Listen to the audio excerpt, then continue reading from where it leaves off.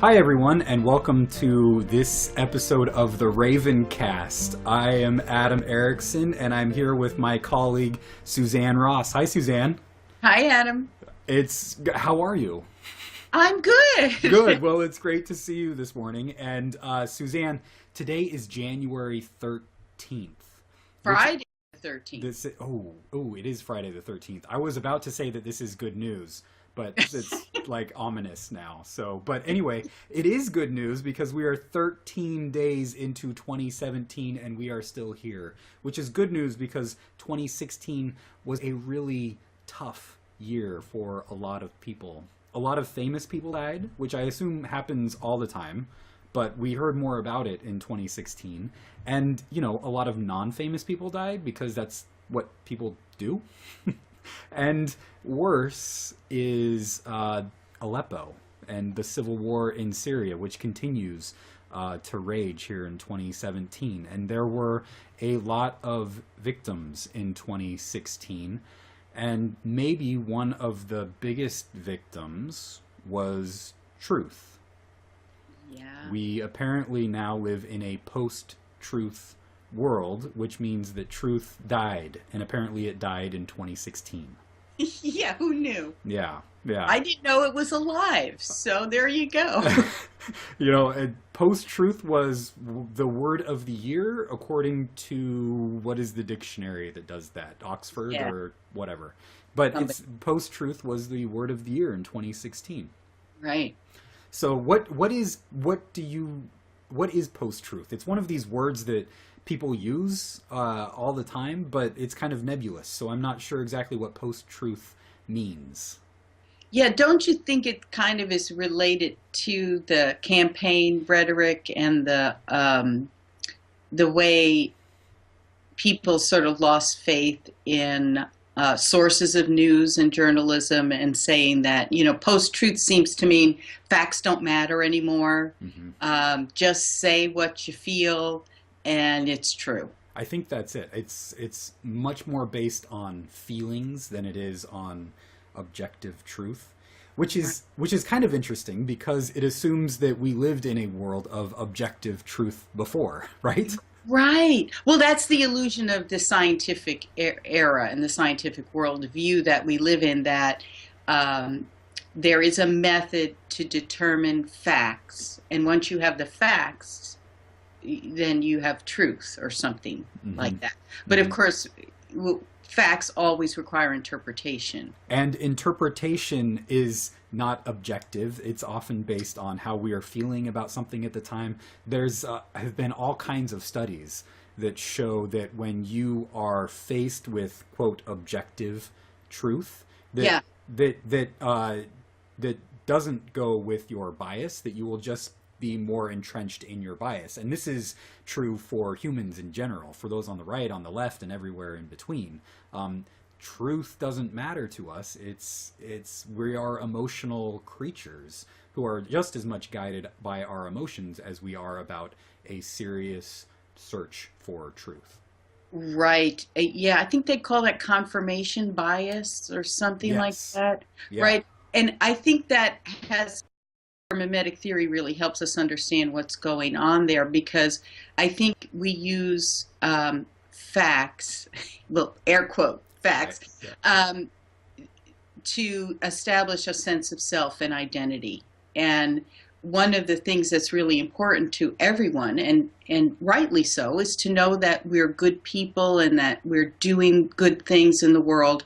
And if you encounter a fact or another version of yourself or of events that challenges your sense of your goodness, you're naturally going to reject that. Yeah, and one of the ways in which we construct our goodness is over and against somebody else that we think is bad.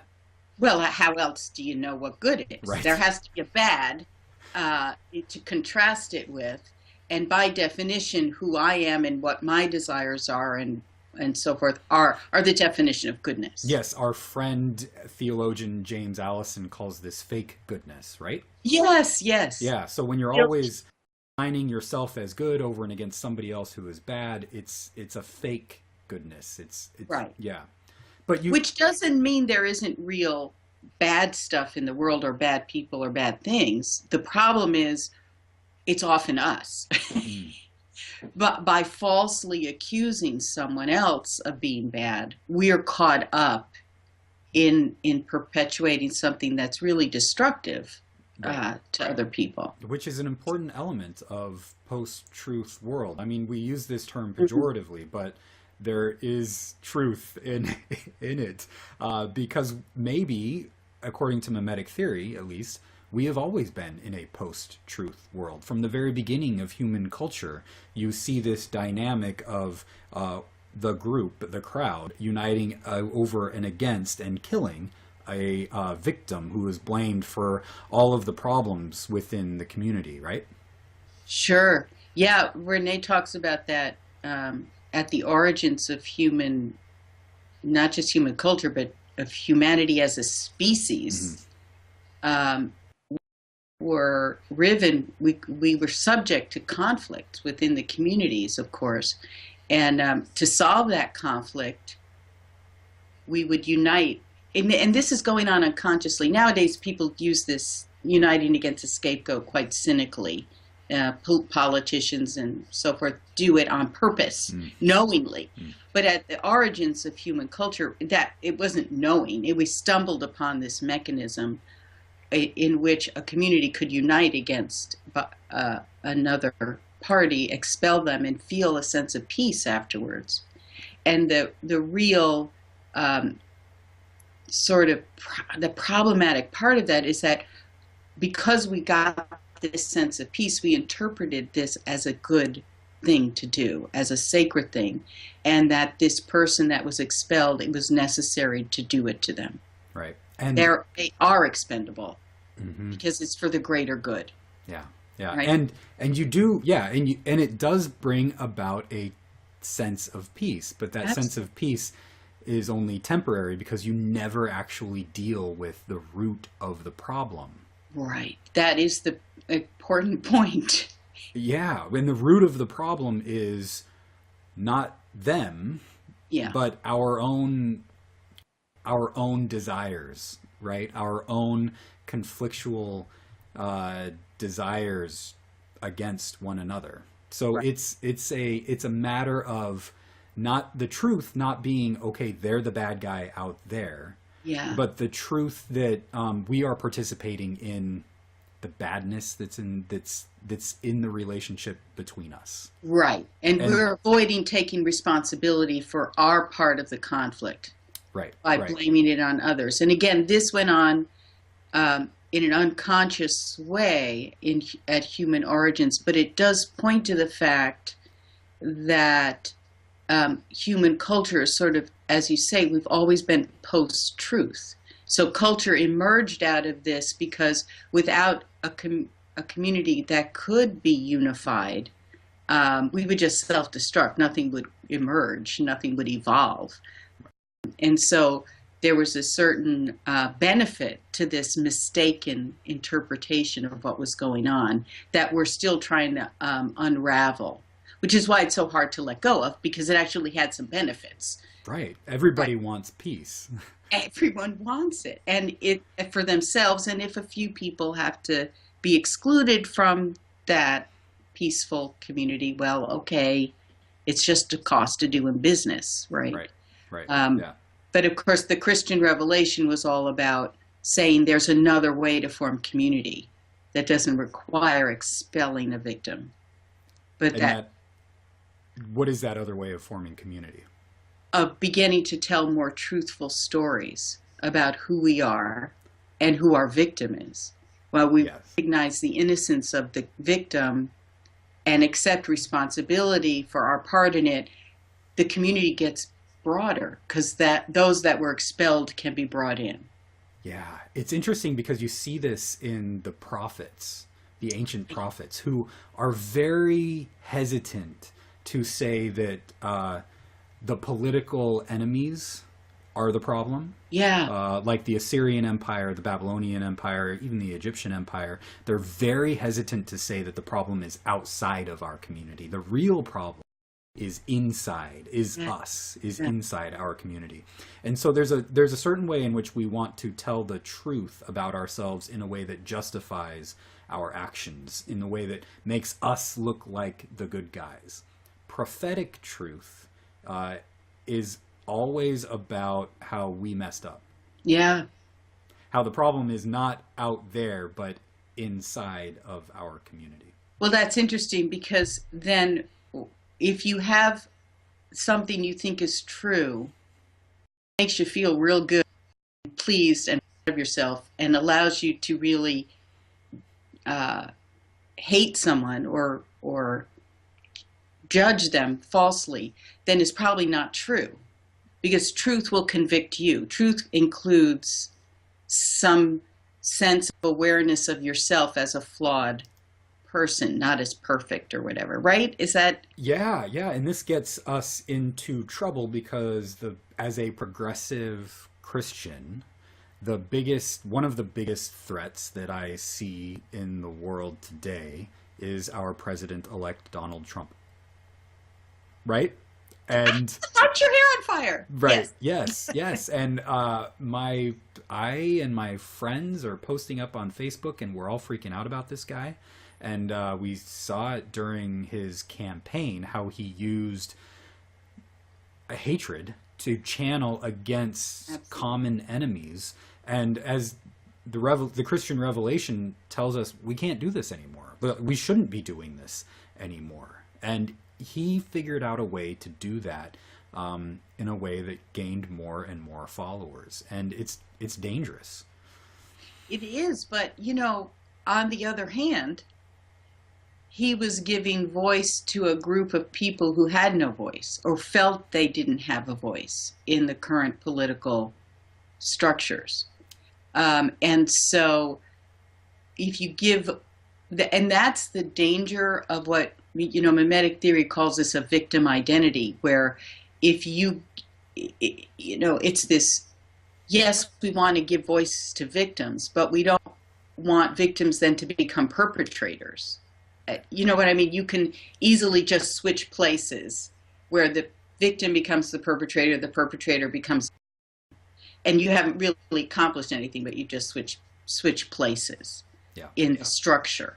And so I think that's what we were really sensitive to with what Trump was doing, that kind of rhetoric that simply empowered people to then victimize different people. Yeah, and it's interesting because since the campaign, he has backpedaled on a lot of what he has said. Yeah. And this is where you get these really confusing, like this week, Kellyanne Conway said, what did she say? She said, you need to look not at what Donald Trump says, but what is in his heart. Yeah. I'm so confused about this, but it's another thing during the campaign where people would say, you need to take Donald Trump seriously, but not literally. Literally, yeah. What is the truth? That feels like post-truth. Doesn't it? I mean, if you can't trust what people are saying, and of course we all desperately want to trust what our leaders are telling us. We do. Mm-hmm. And that's a good thing. That's good. I don't think there's anything wrong with that. The problem is, how do we learn to distinguish our need to feel good about ourselves and believe a certain narrative from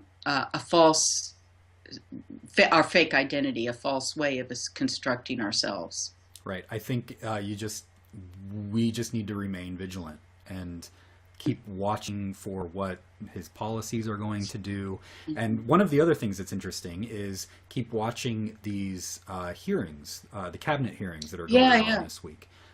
One of the really interesting things that's come out of this is that a lot of his cabinet people disagree with a lot of the things that Trump has been saying, particularly about Russia and about this Muslim ban. Right. So these are all signs that might be good, but we need to remain vigilant about them. So yeah, absolutely. That he's putting people in cabinet positions that disagree with him is a good thing.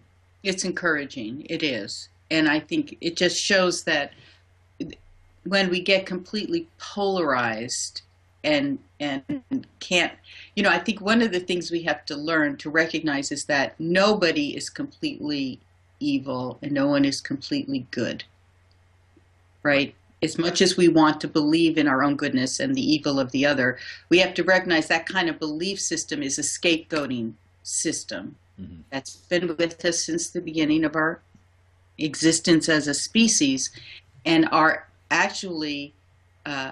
evolution as a species. This is a faith statement, I think, that comes out of my understanding of the Gospels, is that we are being called to tell more truthful stories about who we are, about who God is, about where evil is. And we've had problems with that from the beginning. And the Christian Gospels are calling us into a more truthful sense of identity and awareness of what God is doing in the world, which is another good topic for a conversation. Right. Yes, we can have that conversation another time. But this has been a great conversation about truth and post-truth and our political situation, Donald Trump. Remain vigilant. And when we start telling stories about ourselves where we are always the good guy and they are always the bad guy, it's time to take a step back and try to see the truth about ourselves. I think that we all get caught up in this mechanism. It's been with us since the foundation of the world. Rene Girard calls it the scapegoat mechanism. And how can we be truthful about ourselves and also truthful about others while we go into the rest of 2017? I think is a good question to explore. Excellent. So, excellent. Well, thank you, everyone, and thank you for listening to us. We would love to hear what you have to say about post-truth and truth and telling true stories about ourselves. If you like this, please share it with others. We're up on iTunes, so give us 5 stars there and make a comment. It's how other people will be able to find us. And thank you again for joining us. And we hope to do these weekly. We will do interviews, discussions like this, and hope to see you next week here at the RavenCast. Until then, grace and peace be with you. Bye-bye.